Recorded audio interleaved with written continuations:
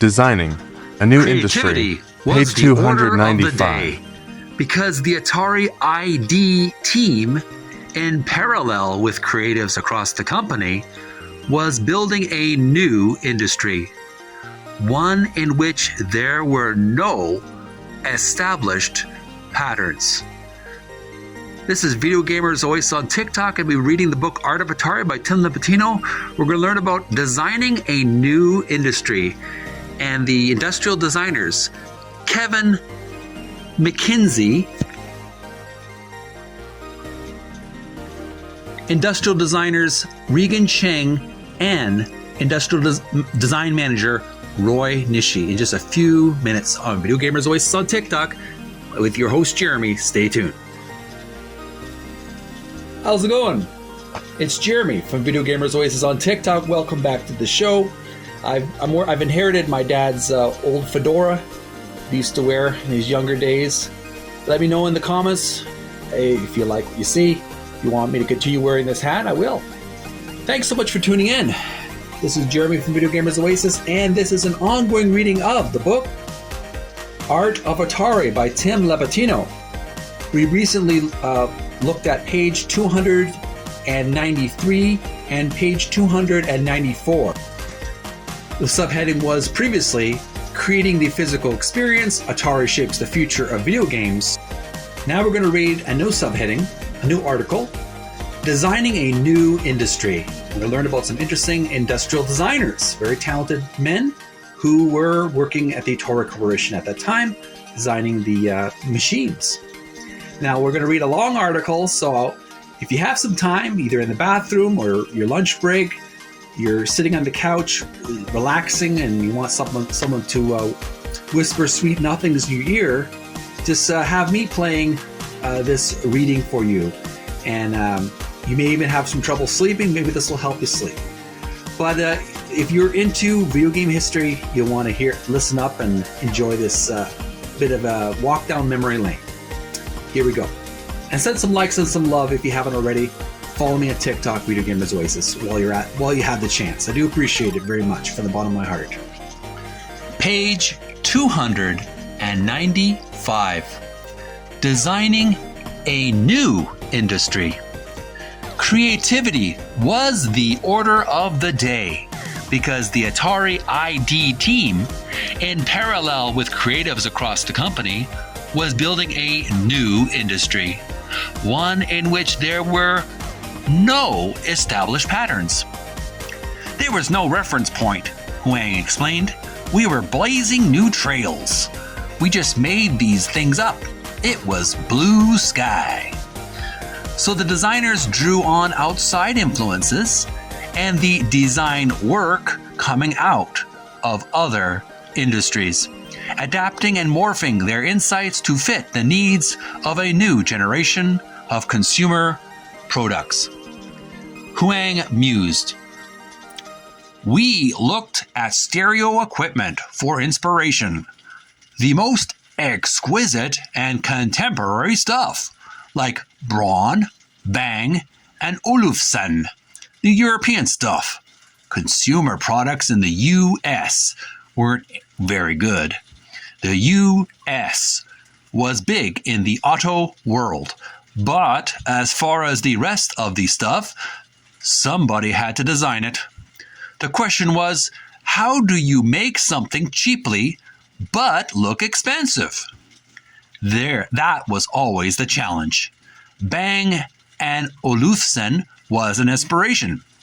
Their products were contemporary, simplistic, and beautiful. Like Ferrari, their cars were very organic in the 1950s, 1960s, and 1970s. Cars like the GTO, the Shelby Cobra. It's an icon and absolutely gorgeous. Designer Roger Hector also brought his talents to the industrial design team before sowing design thinking within the R&D department. I enjoyed sketching and designing concepts, he said. It was a big part of what I was hired to do. Atari gave me an opportunity to be creative from a design standpoint. But it wasn't creativity for its own sake. Hector and other industrial designers were very specific in their goals for all Atari products. Designing a product, Hector said, isn't just designing a product, but designing an aura, designing the feelings and emotions that support the product. It's trying to convey the image, to give it a theatrical quality. It was the search for this intangible quality, the je ne sais quoi, that kept Atari's ID team stimulated and challenged as they helped develop the company's stable of products, from consoles to controllers. Kevin McKinsey, who would have strong influence on Atari's personal computer line, joined Atari in 1976. "I was living in England and looking to move back to the States," he said. Fred Thompson, designer of the 2600, who I knew from the Chicago Art Institute, where we went for ID, he went to this San Jose startup, Atari. After a month, he said, "I've got the perfect job for you. They make these things called electronic games, and you can play it on a TV." McKinsey accepted the job and a four-fold increase in pay, reporting to work at Atari's Moffett Park Boulevard offices with a team of designers who had much less practical work experience. They had just started the consumer division, McKinsey said. Nolan wanted to try and take those electronic games and put them in these cases in the home.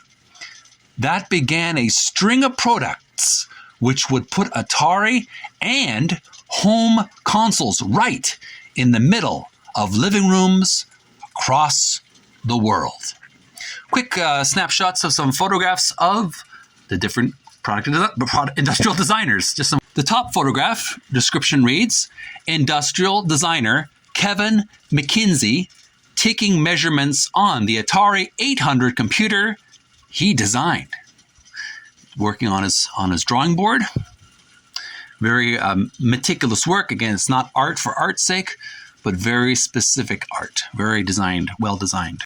Next photograph on the left, bottom left reads, "Industrial designer Regan Cheng left, talking on a telephone, talking to his boss about the order." And the final photograph on the right, description reads, "Industrial designer manager Roy Nishi." Here he is putting on his shades. He is the definitive definition of cool.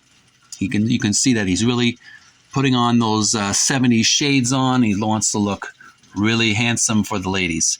But there you have it, folks. That is page 295. We just finished designing a new industry. Next time, stay tuned. We're going to be reading page 296. We're going to learn about the 2600 video computer system, VCS, and how it was designed. And that will be very much of a treat for me, too, because I like to learn how they came up with the machine next time. Thanks so much for tuning in, folks. I'm Jeremy from Video Gamers Oasis, wishing you a happy week. We'll continue on our reading another day. Send some likes, send some love if you like video game trivia, video game history. Follow me on TikTok for more content. And also subscribe to my YouTube channel, Video Gamers Oasis on YouTube. I got some pleasant surprises in the future on that YouTube channel in the future. So make sure to stay sub for more updates and exciting new videos released. Till then, stay physically fit, healthy, strong, motivated, positive, focus on your goals, and may you find peace within. Bye for now.